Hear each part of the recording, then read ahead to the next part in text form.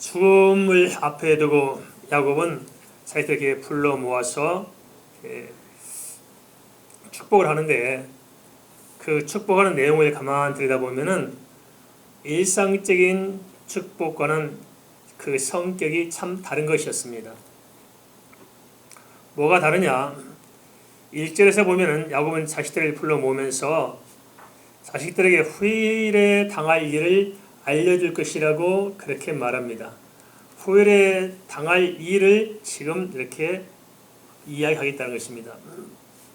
그것은 야곱이 했던 축복이 하나의 예언적인 성격을 가지고 있다는 것입니다. 당시 당장에 필요한 것을 기도하는 것보다도 전 생애 전 그들의 자식들의 앞날 내다보면서 우리 예언적으로 이렇게 기도하겠다는 것이고요. 그리고 2절에서는 자식들에게 야곱으로서가 아니라 아버지 이스라엘로서 하는 말을 들으라고 말합니다. 이것은 무슨 말이냐? 한 명의 인간으로서, 너희의 인간의 아버지로서가 아니라 너나 나나 하나님 앞에서 언약을 받은 믿음의 사람으로서 이렇게 하는 말을 들으라, 이런 뜻을 가지고 있습니다. 그래서 이것을 보면은 하나의 언약적인 성격을 가지고 있다 할 수 있습니다. 그래서 야곱의 축복은 하나는 언약적인 성격이 있었던 것이고 또 하나는 예언적인 성격이 있었습니다. 두 가지 뭐라고요? 하나는 뭐라고요? 또 하나는 예언. 두 가지 성격이 있었습니다. 그래서 우리가 하는 이런 축복 기도, 일상적인 기도와는 좀 성격이 다르다는 것입니다. 그런데 성경은 이런 예언적 성격의 기도, 언약적 성격의 축복을 통해서 오늘 우리에게 무엇을 말씀하고자 하시는 것일까요? 이것이 중요하지 않겠습니까? 첫째는 야곱이라 하지 않고 이스라엘이라고 내세우면서 이스라엘로서 축복한 것은 내 인생의 마지막을 한 명의 자연으로서가 아니라 하나님과의 관계를 통해서 내가 하나님께 받은 이스라엘이라는 이름으로 내 생애를 마감하겠다 하는 것입니다. 우리도 이게 참 중요하지 않을까요? 우리 이 세상을 떠나는데 대부분 생물학적인 죽음을 맞이합니다. 사람들이. 그건 누구나 공통적이죠. 그런데 어떤 사람은 한 명의 사회인으로서나 어떤 자연인으로서 세상을 떠나갑니다. 그죠? 그런가 하면 어떤 사람은 내가 이렇게 자연인으로서 세상을 떠나는 것이 아니고 하나님 앞에 믿음의 사람으로서 내가 새로운 생명을 열어가는 사람이 있다는 것입니다. 그래서 우리는 어떤 방편으로 우리 생애를 마감할 것인가를 생각해 보자는 것입니다. 한 명의 자연으로서 내 생애를 마칠 것인가, 아니면 하나님의 믿음의 사람으로서 내 생애를 이렇게 마감할 것인가, 우리가 살펴봐야 하겠다 하는 것입니다. 둘째는 아들들을 이렇게 불러서 축복하는데 한 개인 아들 그 한 개인이 아니라 그 아들들이 앞으로 살아가야 될 그 장래 미래, 그리고 그 아들들 통해서 이루어질 그 후대를 이렇게 하나하나 바라보면서 12지파를 태동시키는 축복을 하고 있다는 것입니다. 이것은 뭐냐? 단순히 자기를 축복하는 의미가 아니라 나를 통해서 하나님께서 내 자녀들의 후대까지 미쳐질 하나님의 큰 섭리와 이 언약의 틀 속에서 내가 이때에 내가 해야 될 일, 곧 자식들을 하나님의 백성으로서 이스라엘 큰 민족을 이룰 수 있는 구속사적인 그 일들을 이룰 수 있는 그 언약을 지금 전가시키는 그 사명을 지금 감당하고 있는 것입니다. 그래서 우리가 이 생을 마무리할 때 내게 주어진 사명을 마지막까지 잘 마무리하고 있다는 것이 참 중요합니다. 그렇죠? 우리 각자 받은 사명이 있지 않겠습니까? 그냥 아무 생각 없이 생각하는 것이 아니고 주께서 내게 주신 그 믿음의 언약 가운데 있는 사명을 내 때에 잘 마무리하고 또 다음 세대에 정확하게 바통을 넘겨서 하나님의 뜻이 이루어지도록 하고 이 세상을 떠나는 모습, 이 성숙한 모습을 우리가 볼 수 있습니다. 세 번째는 하나님께서 하셨던 일들이 무엇인가 하는 것을 구체적으로 우리에게 보여주고 있습니다. 야곱이 계획 출산했을까요? 나는 12명의 아들을 낳아가지고 이스라엘 12지파를 세우겠다 계획했을까요? 안 했을까요? 전혀 안 했습니다. 야곱이 12아들을 얻게 된 것은 숫자의 많아들의 경쟁심 때문에 그랬습니다. 아니 서로 지지고 볶고 싸우는 바람에 이리 끌려가고 저리 끌려 하다 보니까 그냥 이렇게 12이 났는데 이 새끼들마다 또 속을 세게 내요. 자기 어머니 닮아가지고 속들을 바글바글 끓였지 않습니까? 그러면서 하다 보니까 12이 된 거예요. 그런데 하나님께서는 이렇게 연약한 야곱, 인생 휘둘리며 살았던 야곱인데 그래서 나온 12아들인데 아니었습니다. 하나님께서 모두 합력해서 정말 하나님의 큰 뜻을 이루시는 12기둥을 착 놓는 이 하나님의 섭리를 어찌 인간이 헤아릴 수 있겠습니까? 그래서 요한계시록 보면 또 천국도 12지파의 모습을 탁 보이잖아요. 그죠? 그리고 마지막 구원을 이야기할 때도 12지파 14만 4천 명의 상징적인 수입니다만은 이렇게 해서 하나님께서 이 땅의 구속사 역사를 12지파라는 영적인 거대한 틀 속에서 이끌어 가심을 보여줍니다. 이게 사람이 계획해서 됐겠습니까? 아닙니다. 사람은 그저 못 모르고 살았는데 하나님께서는 못 모르고 살았던데 인생까지도 사용하셔서 합력의 선을 이루심으로 하나님의 거대한 구속사를 완성했다고 볼 수 있습니다. 그래서 말씀드린 대로 야곱이 축복한 내용을 보면 단순히 복을 비는 것과는 전혀 상관이 없을 수 있을 것입니다. 야곱의 축복 자체가 아버지로서가 아니라 하나님의 언약의 계승자로서 당시 시대를 바라본 것이 아니라 먼 미래를 바라보면서 지침을 준 것이라고 할 수 있을 것입니다. 이게 굉장히 좀 탁월한 면이 아니겠습니까? 그 영적인 이 깊이라는 것이, 통찰이라는 것이 얼마나 원대하고 얼마나 깊이 있는지 말할 수 없습니다. 구약의 대체로 보면 그 선지자를 보면 참 탁월하잖아요. 아브라함도 예수님 오실 때를 보고 살았잖아요. 다윗도 예수님을 보고 살았잖아요. 이사야는 예수님께서 이렇게 동정녀를 통해서 여자의 후손으로 태어날 것을 예언하잖아요.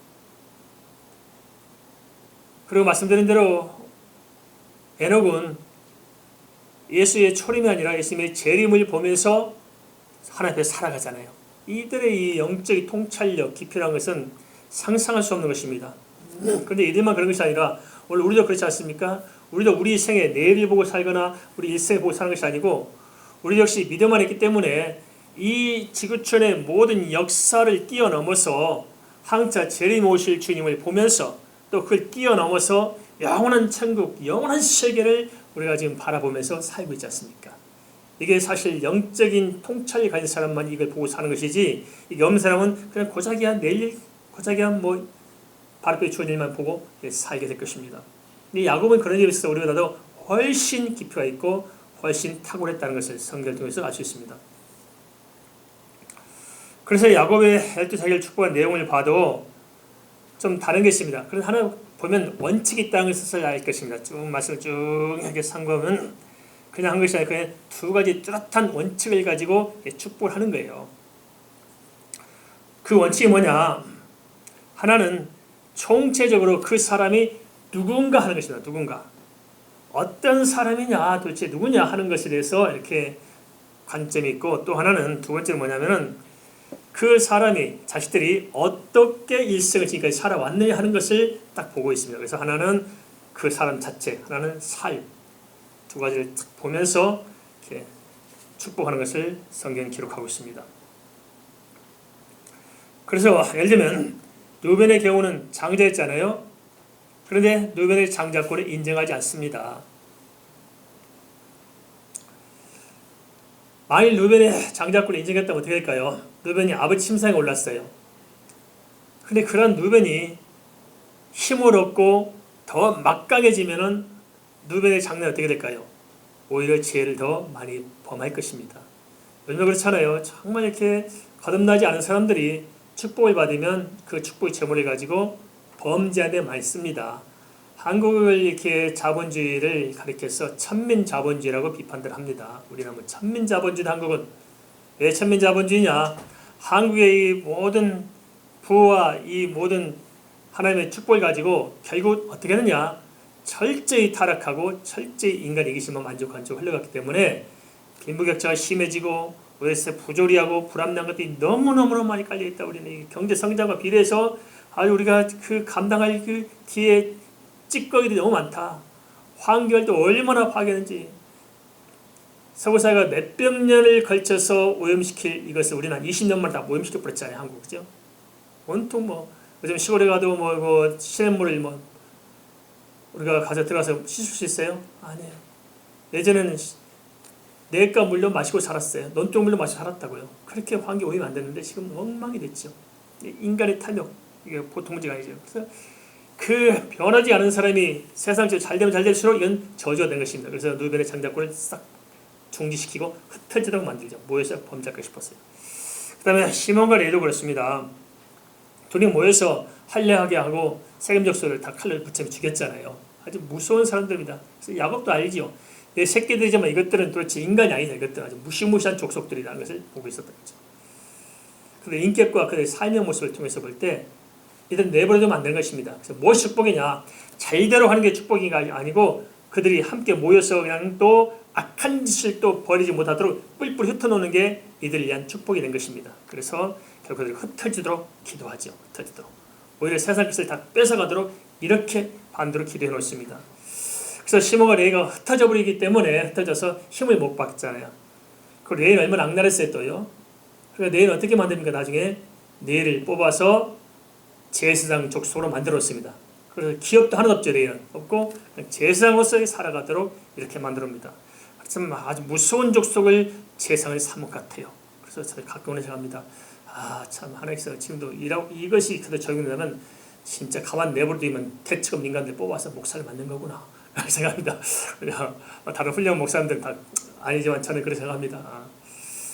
그런데 그래도 맞기도 한 것 같아요. 가만 내버려서 어찌할까. 저도 지금 어렸을 때부터 교회 다닌다고 했습니다만 예수에서 못 만나가지고 아마 내 뜻대로 세상이 잘 됐으면은 날라리 집사로 돼가지고 교회 얼마나 속을 많이 썩였을까 싶은 생각이 듭니다. 그래 딱 목사 만들고 목에 목줄 채우고 끌려가니까 이게 꼼짝 못해 가서 이만큼 뭐 이렇게 살아가는 것이지. 그래 꼭 세상에서 잘 되는 것이 복이 아니고 세상적인 축복이 아닙니다.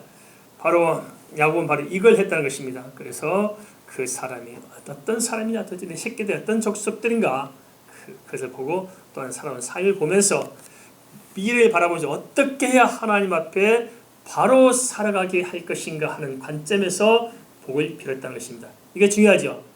우리 사실은 뭘 바래요? 무조건 돈 많이 벌고 사업 잘 되고 출세하고 성공하도록만 기도하는 것이 복인 줄 압니다. 그런데 그렇게 해서 남은 게 뭐가 있을까요? 우리 후대들이 지금 어떻게 살고 있을까요? 전부 다 하나님을 떠나서 세상에 물들어가지고 대책 없잖아요. 그래서 성공이 아니고 복이 아닙니다.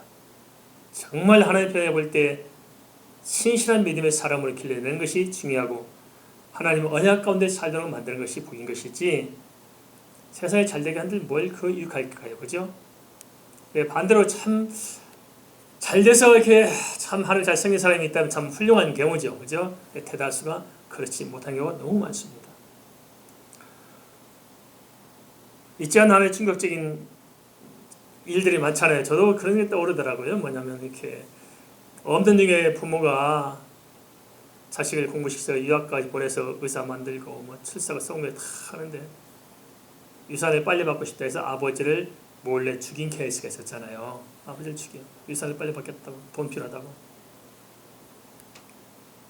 그 아버지가 얼마나 서글펐을까요. 그죠? 자식을 위해서 평생 살았는데 그때 가진 유산을 욕심낸 자식이 나를 빨리 죽여서 빨리 갖고 살려고 하는 그것 때문에 죽임을 당한다. 자식들한테. 정말 비참하겠습니까? 그죠? 우리가 예수 믿다면서 그런데 이런 자식들을 만들어내거든요. 자식들 보면. 그죠? 그럼 뭔 소용이 있겠습니까? 그죠? 최소한 사람다운 하나님 앞에서 정말 믿음으로 사는 사람 그런 새끼들을 길러내야 될 텐데 우리는 그런 건 별로 축복하지 않습니다. 세상에 잘 되는 것만 가지고 자랑하려고 그러죠. 그래서 뭘 유익을 찾겠습니까? 거기서.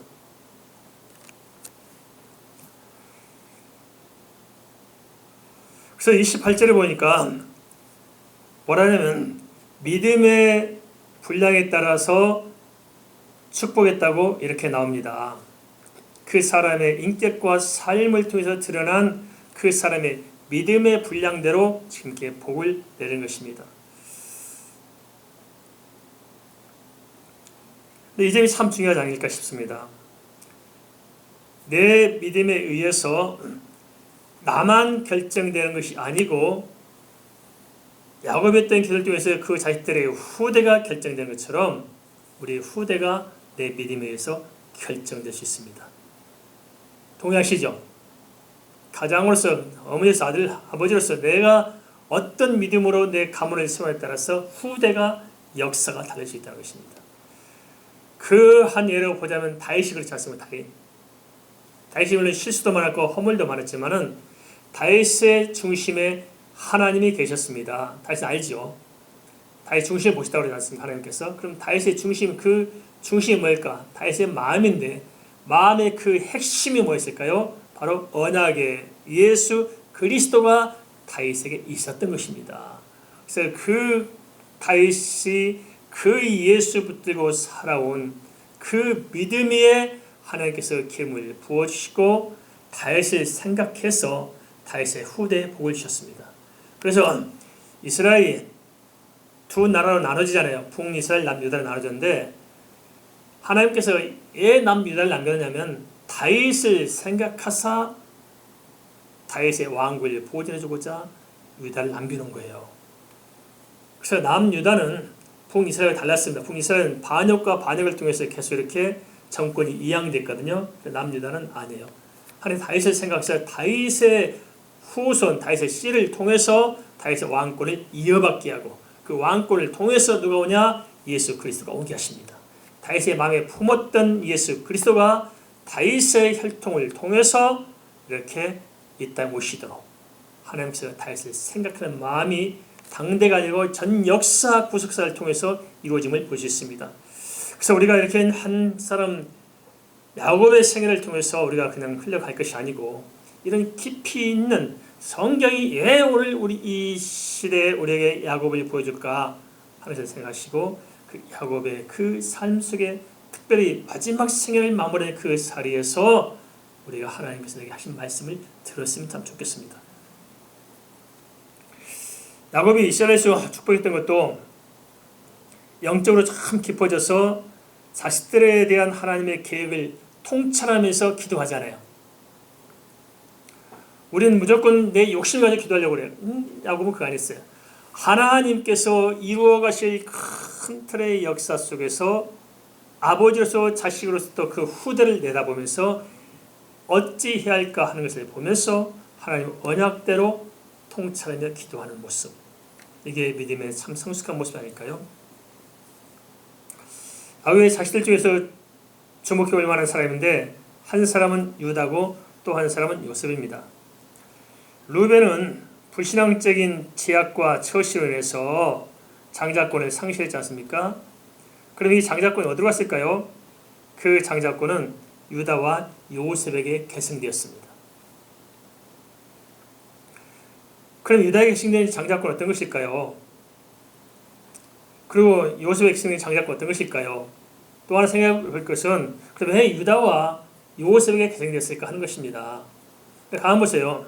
자식이 12이지만 하나님 편에서 볼 때는 그나마 낳은 자식이 누굽니까? 유다와 요셉입니다. 물론 요셉도 어린 시절 철험점이 있었고 유다도 며느리하고 썸씽이 있어가지고 이상한 일이 벌어졌지만은 그나마도 사실은 이 생명을 귀하게 여기고 하나님 앞에 살려고 했던 사람이 누구냐면 유다와 요셉이었습니다.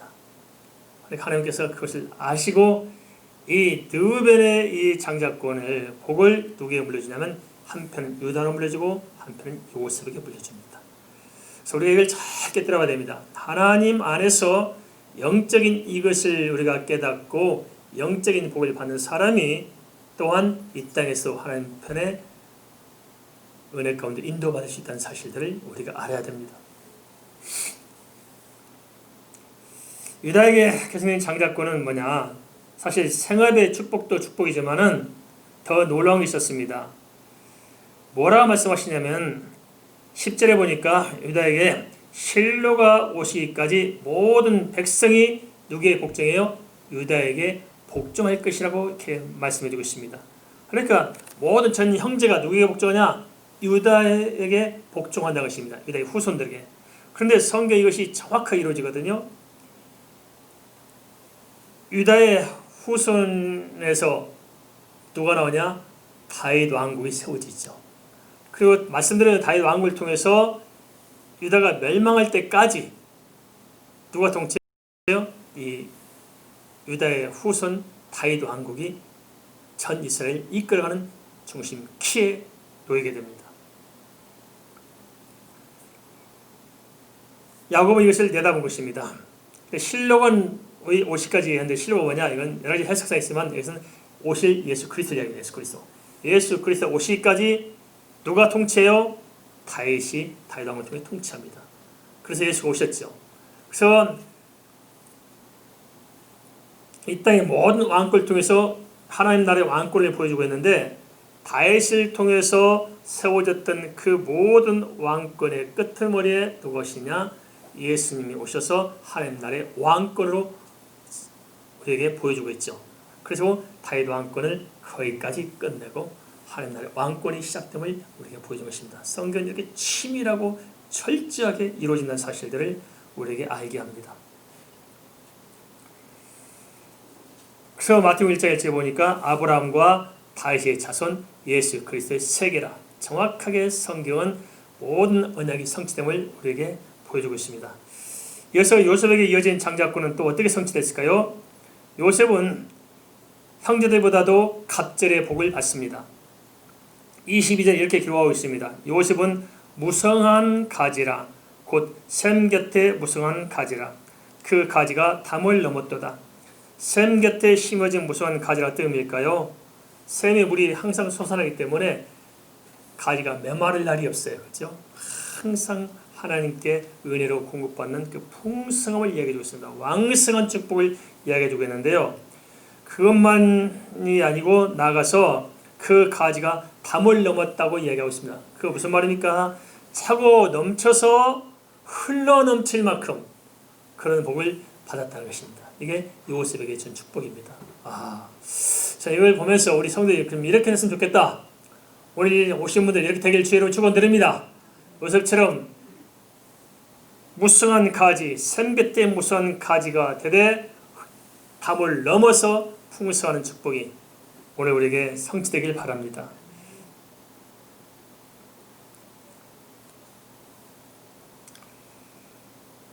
그런데 이것이 사실 그냥 한 말이 아니고 그대로 성취되어서 이스라엘이 이제 가나안 땅에서 땅을 차지하죠. 땅을 분배하죠.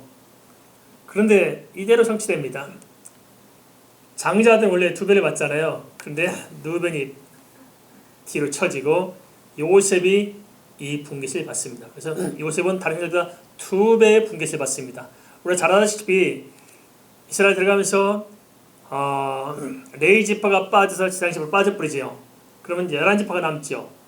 그러면 요셉 지파로서 받는 것이 아니고 요셉은 아들 둘 에브라임과 므낫세가 2지파가 되죠. 그래서 2몫을 차지하는 것이 땅을 분배할 때 12지파 속에 요셉은 뒤로 물러가고 요셉 아들들이 자기 형들처럼 각기 한 지파씩 가지고 조카가 삼촌들하고 나란히 유업을 물려받아서 요셉은 결론적으로 2지파의 몫을 받게 됩니다.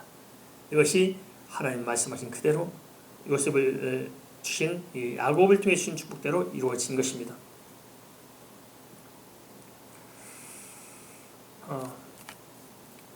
그런데 우리가 한번 생각할 필요가 있습니다. 그럼 왜 유다와 요셉을 이렇게 하나님께서 귀하게 여기시고 아버지 야곱을 통해서 이렇게 풍성한 축복을 하시고 그들 성취됐을까?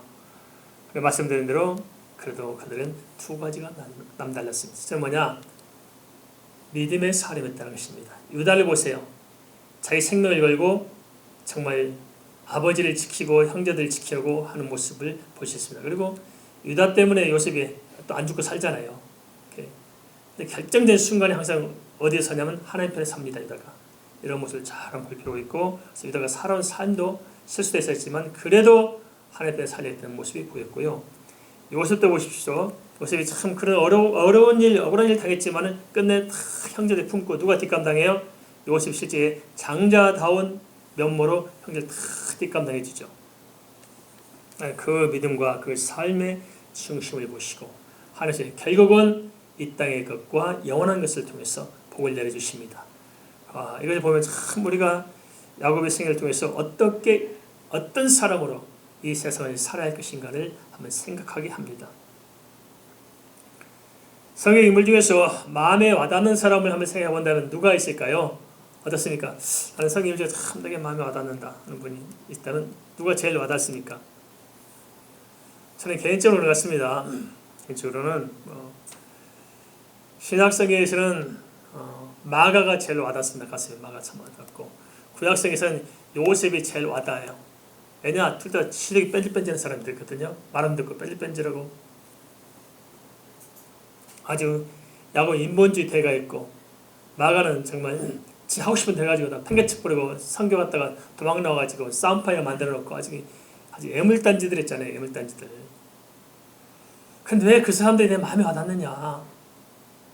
우리가 비슷해서 그래요. 나와 비슷하고 하는 사람들도 비슷한데 희망이 있더라고요.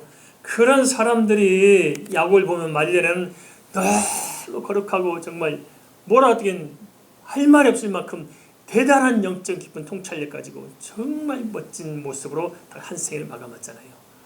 마가도 보세요. 그렇게 뺀질뺀질하던 마가가 나중에는 정말 바울 사도에게 다시 인정받는, 정말 바울 사도가 보고 싶어하는 그런 사람이 자기 딱 서잖아요. 그죠?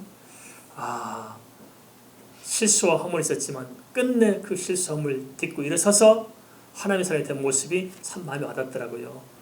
바울 하면 너무너무 완벽해가지고, 그죠? 사무엘 선지자 너무너무 완벽해. 모세 너무 완벽해. 그래서 참 감이 엄두가 안 나는데, 그래도 이런 분들 보면은 우리도 소망이지 않겠습니까? 우리도 뭐 누가처럼 마가처럼 그렇게 실수가 있었고, 또 우리가 야곱처럼 뺀질거려 살아왔을지라도 우리의 희망인지 믿습니다. 아직 기회가 있습니다.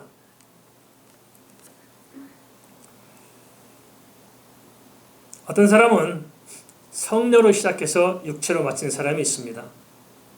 이게 제일 마음이 안타깝더라고요. 처음엔 은혜 받았다, 믿음이 좋다, 발광, 자기만 그냥 세상 은혜 다 받은 것처럼 한 사람이 있어요. 그런데 나중에 보면 가면 갈수록 아주 이렇게 목에 힘을 주고 자고해지기 시작하면서 이렇게 하나님 앞에 뭔가 좀 아닌 사람도 있잖아요. 그래서 성령으로 시작했다가 육체로 마치면서 제 가운데 빠져 살다가 그냥 죽을 때 보면 믿음 없이 죽는 사람들이 있어요. 너무 안타깝잖아요. 근데 야곱은 그런데 반대했습니다. 가면 갈수록 점점 성장해가는 모습, 그게 야곱의 모습이 아니었을까요? 우리 이런 점을 좀 깊이 한번 잘 다시해봤으면 좋겠습니다. 그런 야곱에게 우리에게 오늘날 감동을 주는 것이고 우리가 가까이 접할 수 있게 할 것입니다. 우리가 하나님 앞에 가기 전에 남겨야 할 것이 무엇일까요? 다른 것은 몰라도 후대에 우리의 믿음 하나는 남겨야 하지 않겠습니까? 그죠? 후대에 뭘 남길까요? 자기들에게 뭘 줘야 될까요? 사실 야곱이 이 세상 것을 가지고 생각할 때는 자식들이 남겨준 게 뭐 없어요. 아직 다 털어먹고 먹살 게 없어가지고 지금 아들 요셉을 키워왔잖아요. 뭘 주겠을까요? 물론 그동안 양도 키우고 해서 뭐 좀 소득이 있을지 모르지만은 사실 뭐 요셉에게 뭐 줄 게 뭐 있습니까? 요셉은 총리고 다른 다 가지고 있는데 뭘 줄까요? 아무것도 없었습니다, 사실은. 그런데요, 남이 줄 수 없는 위대한 것을 자식들에게 물려줬다고요. 야곱은 뭘 줬냐? 내가 평생 하나님을 섬기고 살아오면서 그 다듬어진 내 속에 깊이 있는 그 믿음, 하나님의 전 구속사의 역사를 통찰할 수 있는 그 원대한 믿음, 그 믿음을 가지고 붙들고 왔던 그 믿음의 언약을 자식들에게 바통을 물려준 것입니다. 할렐루야. 이게 정말 멋있지 않습니까? 우리 새끼들 뭘 줄까요? 곡간키를 물려줄까요? 천국의 열쇠를 물려줄까요? 뭘 주기 원하십니까? 곡간키 주지 마시고 천국 열쇠를 물려주십시다. 야곱이 이걸 했어요. 이걸 해서 결국 이스라엘 12지파가 세워지고 이스라엘 나라가 세워지고 결국 그 나라를 통해서 메시아가 오시고 하나님의 말씀이 임하고 그 사명을 다 끝내고 전 세계를 구원할 수 있는 열방의 문이 열렸지 않겠습니까?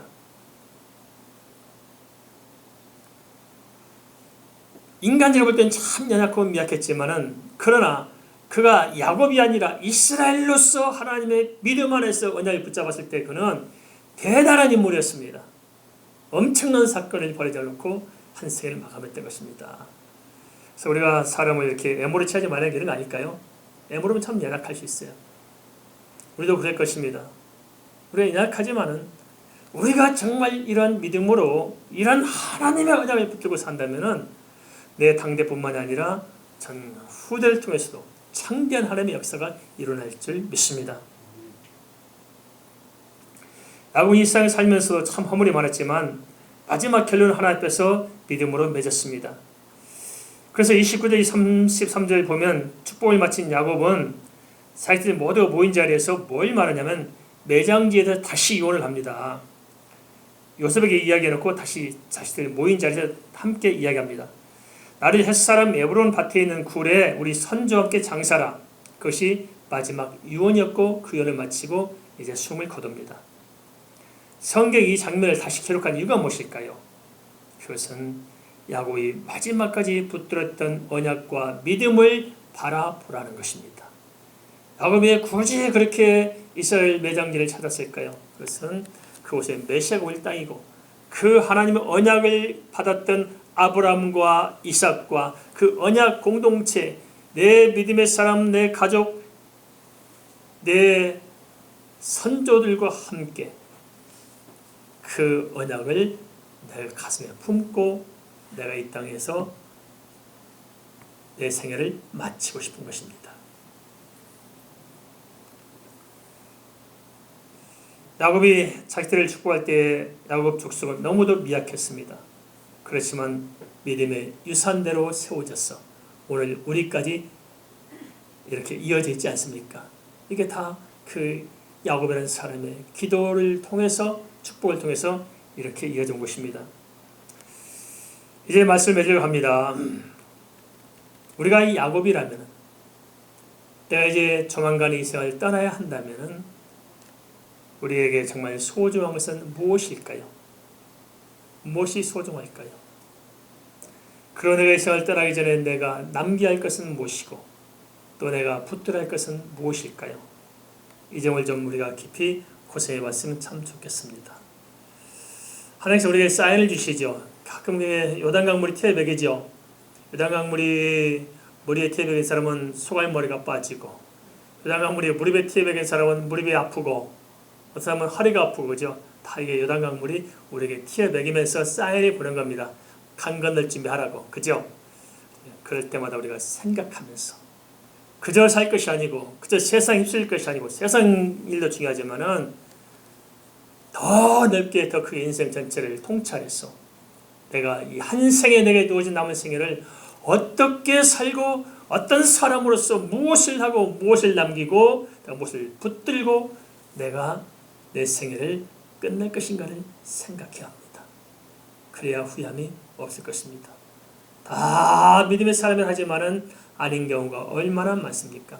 자기의 종교성, 자기 만족, 자기 이로, 자기 기분 내키는 대로 살다가 사실상은 인생의 정리도 없이 그냥 마치는 사람이 얼마나 많습니까?